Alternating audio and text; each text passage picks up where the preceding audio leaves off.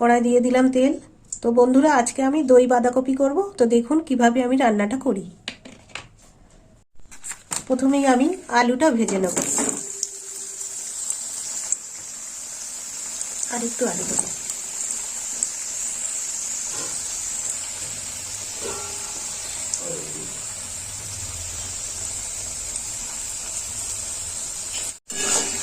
আলুটা ভাজা হয়ে গেছে, এবার আমি আলুটা তুলে নেব।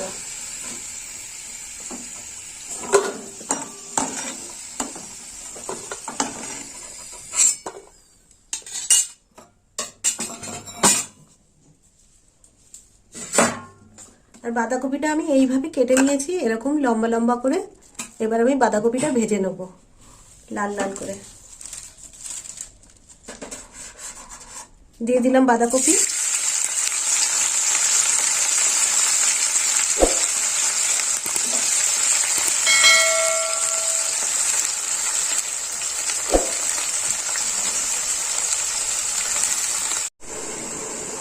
এবার আমি একটা মিশ্রণ তৈরি করে নেব। দিয়ে দেবো লবণ। এখানে আমি 100 গ্রাম বেসন নিয়েছি, তো 1 চামচ লবণ দিয়ে দেবো। আর দিয়ে দেবো লঙ্কার গুঁড়ো 1 চামচ। এবার আমি জল দিয়ে গুলে নেব।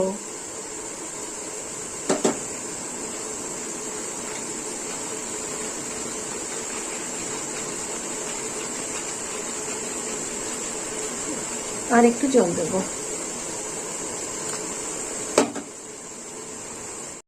বাঁধাকপিটা আমার ভাজা হয়ে গেছে। ঠিক এইরকম ভাজা হবে, এরকম লালচে লালচে ভাজা হবে। এবার আমি বাঁধাকপিটা তুলে নেব।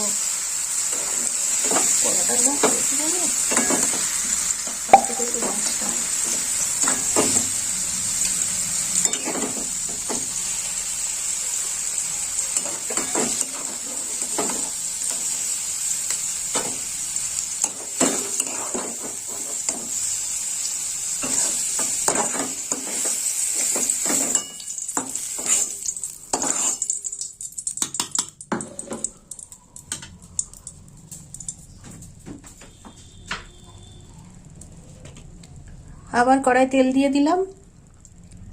তেলটা একটু গরম হোক। এখানে দেবো আমি ফোড়ন। এখানে নিয়েছি শুকনো লঙ্কা। আর দিয়ে দেবো ধনে পাতা। এখানে আমি 1 আটি ধনে পাতা নিয়েছি।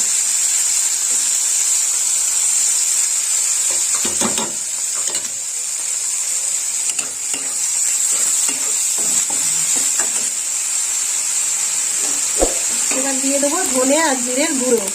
1 চামচ করে আছে, দিয়ে দিলাম ধনে জিরের গুঁড়ো। একটু নেড়ে চেড়ে নেবো।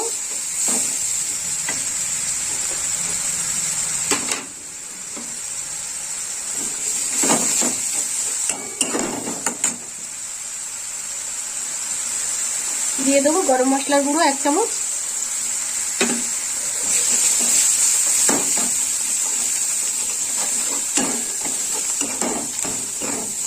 এবার দিয়ে দেবো এই মিশ্রণটা। এখানে আমি নিয়েছিলাম লঙ্কার গুঁড়ো, বেসন আর লবণ গুলে নিয়েছি। এবার দিয়ে দিচ্ছি। দিয়ে দিলাম বেসন গুঁড়োটা, মিশ্রণটা দিয়ে দিলাম।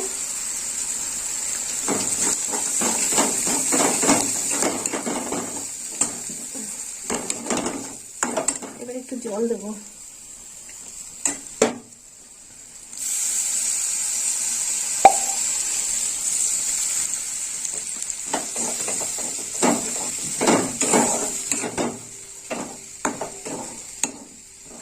এবার দেবো একটু কাঁচা লঙ্কা বাটা। এই যে দিয়ে দিলাম 1 চামচ কাঁচা লঙ্কা বাটা।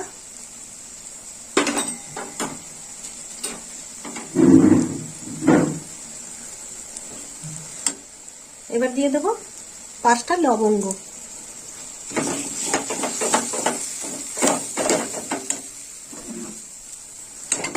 এবার আমি ভালো করে কষে নেবো।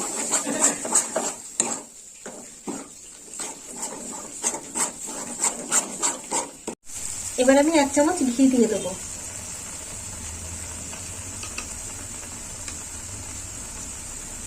দিয়ে দিলাম 1 চামচ ঘি।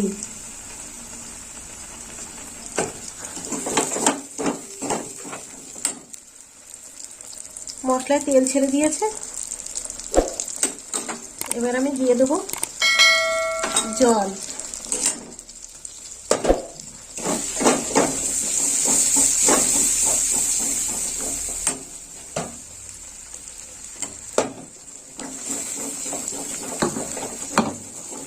এবার দিয়ে দেবো ফেটিয়ে রাখা 100 গ্রাম টক দই আছে, লবণ আর চিনি দিয়ে।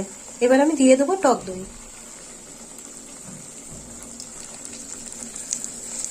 এবার আমি ভালো করে কষিয়ে নেব।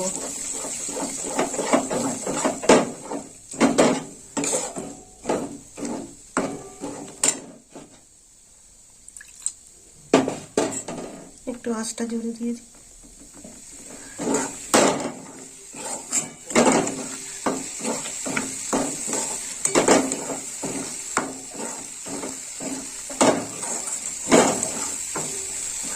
কষানো হয়ে গেছে, এবার আমি দইয়ের জলটাও দিয়ে দেবো।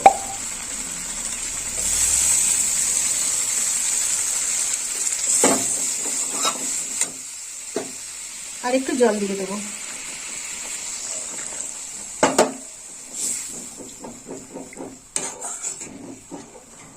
এবার আমি দিয়ে দেবো ভেজে রাখা বাঁধাকপি আর আলু।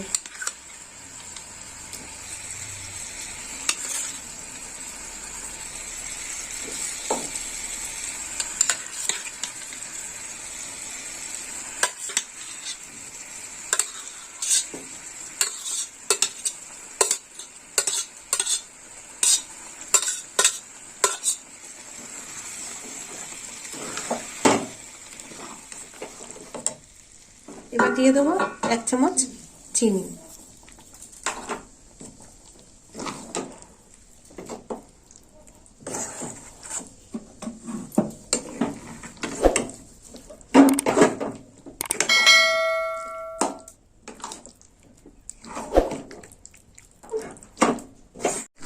তো বন্ধুরা, দই বাঁধাকপিটা হয়ে গেল।